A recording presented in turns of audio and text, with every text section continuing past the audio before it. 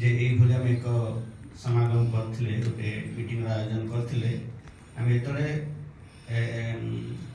गुरुदेव 50 वार्षिक सन्यास ग्रहण उत्सव आयोजन पर आम प्रस्तुति मीटिंग आम डाकी से आप सब एकत्रित होगी बहुत सफलता सहकार आम गुरुदेव उत्सव पालन करते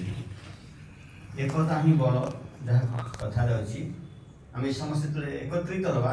गुरुदेव बहुत बड़ बड़ कार्य साधित हो पार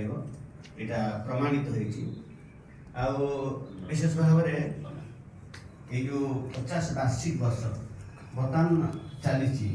2025 वर्ष आम गोटे प्रपोजाल रखी से आलोचन जे गुरुदेव जो